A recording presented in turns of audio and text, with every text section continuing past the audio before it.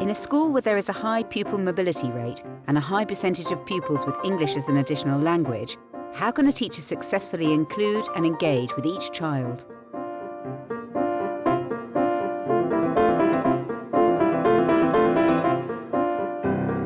I'm going to take my shape. Cleveland Junior School, alongside other schools in Redbridge Network Learning Community, have developed a programme entitled Safe, Settled and Valued to induct and settle its mobile pupils. As a result, its teachers are unfazed by the school's 30% pupil mobility rate, 98% ethnic minority population, and 90% of its pupils having English as an additional language. Providing for the child as they walk through the door, whether it's the beginning of the school term or any other point during the year, is so important, because if you don't meet the needs of that child the minute they arrive, then it is quite likely that the potential that they have is lost, that they won't settle in very well, they won't perform to the best of their ability. For both parent and child, the first visit to a new school can be daunting. Hello, good morning. I was so scared. I never seen nothing before in my whole life like that.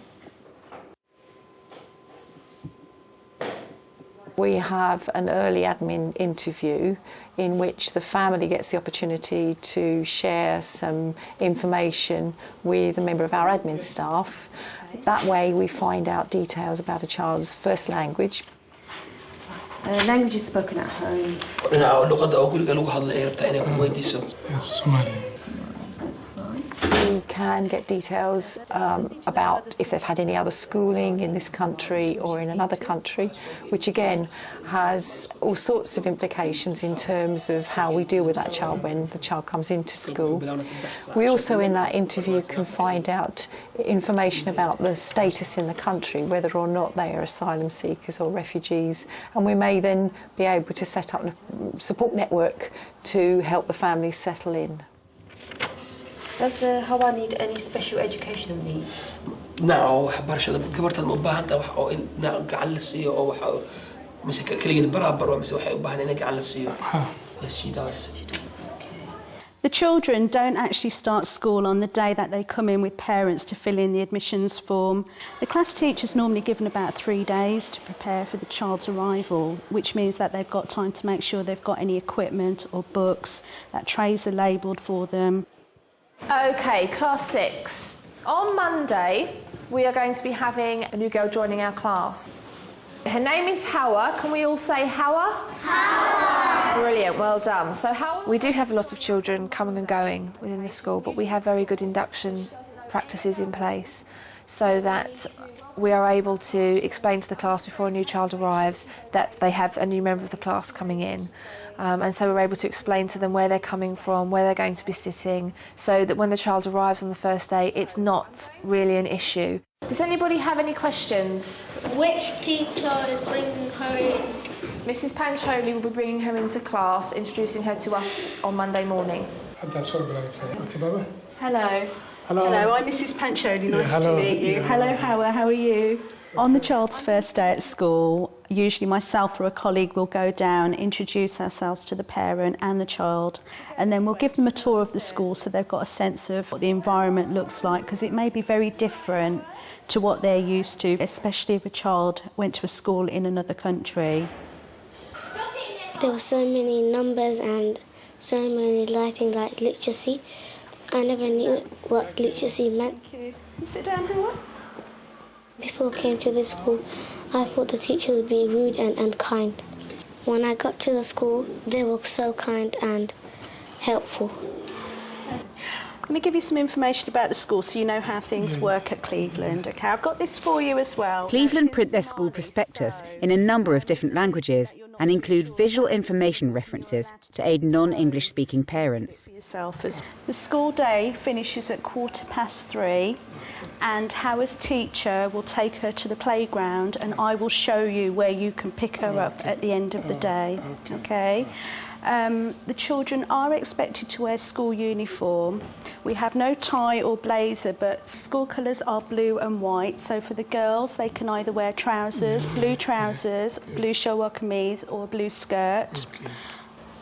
Hello, Miss By the time a new child is introduced to a class, all are prepared for their arrival. This is Mrs. Lloyd, your teacher, and this is Mr. Alney, Hello. father. Okay. If I can leave Howard with Yep. you. Okay. And we're just going to go out to the playground. This is Ilhan. Okay, do you want to sit down here? And Ilhan's going to be your buddy. Okay, and we've got Minahil and we've got Shannon as well. Can we all say hello to Hawa for me? Hello! Brilliant, okay. Okay, now, this is what we're going to do for our main activity. We are going... Circle time is a useful vehicle for both new and established children in the class to learn about one another. We are going to tell our friend 3 things about ourselves. Off you go. The new child will be buddied up with another child, preferably one who speaks the same language, and that other child will show them around, make sure they're okay in the playground, show them where the dinner hall is and the toilets, and just make sure that they're okay in class, and that if they have any concerns or questions and they don't feel comfortable on the first day speaking to the class teacher, that there is another child there who will provide them with the support that they need. And they often quite like having somebody new in class because it's somebody else to focus on, and they're very good at inviting them in and making them feel welcome. And when somebody leaves equally, it's quite a sad occasion often because they've been with them for a while. So Ilham, did you find out 3 things about Hawa? Okay, Ilham, 3 things about Hawa. Hawa's dad is Somalian, and her favourite colour is purple. And Hawa, did you find anything out about Ilham? Her favourite colour is blue. Yeah. Somebody else who was in my class that was new, I will tell them to not be shy. Brilliant. Okay, we're going to have one more. Let's have... Assalamu alaikum, हम उर्दू बोलते हैं। Ciao, parlo italiano. Cleveland pupils are sensitively introduced to their school in class.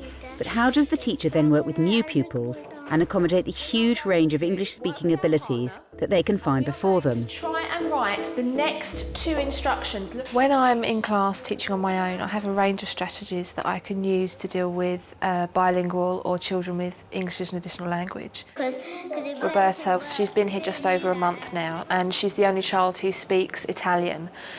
I buddied her up with somebody who is a very good English speaker so that she has that modelling.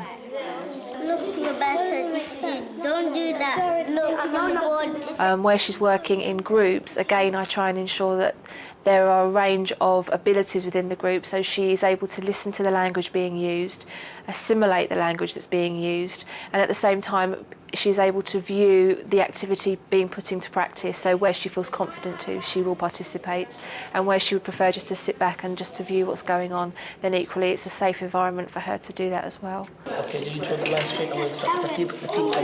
Yeah? And then you just do it again. Yeah? We have a bilingual teaching assistant in school, and I was able to direct him to work with Roberta because he speaks Italian and he also speaks Somali. Di quale parte, giusto? Va bene? E poi come farà? Questa parte qua, giusto, no? Ma stai attenta, hai capito? So she was receiving the modelling of the English whilst at the same time he was bridging the understanding in the activity that was being done. When a child first arrives, if they have very little English or they are in the early stages of English, then they do tend to go through a silent period where they're just getting used to their surroundings and getting used to the children and just listening to the language being spoken. Cleveland has invested in 4 EAL teachers. 1 is assigned to each year group. Yep, always. It tends to be that they will take a team teaching role, so they will teach alongside the class teacher and they will prepare resources which they feel are appropriate for EAL children or new starters. Okay, so we are going to have a go at seeing if we know the names of different things that we might find in our houses, okay? As a general rule, we don't tend to withdraw children for English language support. The only children that are withdrawn are those at the early stages of English language development, and they're taken out for a short period of time each week to work on the induction programme, but that would be no more than 1 session a week. And the aim of that is to increase their competency in all 4 of the English language areas. That programme encompasses a wide range of activities. It may include them going out to the shops, it may include them doing artwork, it may be including them doing literacy or numeracy, it could be playing English language games, and they usually work in groups on that with other children who are roughly at the same level as they are. OK. Oh, I wonder what Dorian's got. Right. I wonder if anyone knows what that is. Fatima, what's that? Good girl, well done. OK, what I'm going to be doing this morning is demonstrating to you how to make lassi. Put your hands up for me if you've heard of what lassi is. I think it's really important that children that are new to the school are settled or feel settled as quickly as possible. And I think one of the ways that you can do this is trying to include into the lesson something to help them identify with their culture. Give it a stir and then we're finished. We all know how to do it now because we've actually done it. But we need to think about all those features that Miss and you have put up on the board when we're writing our instructions. Another way that you can try and support EAL children when you're doing worksheets and things is just to try and include as many visual prompts as possible. So if you're giving a set of instructions, include the visual picture, because even if the EAL child can understand a few of the words in your sentence, they'll be able to understand what the whole sentence means by actually looking at what the picture's showing them. Balraj, can you read it? When a new child arrives, it's obviously going to take us a bit of time to determine which level they're working at.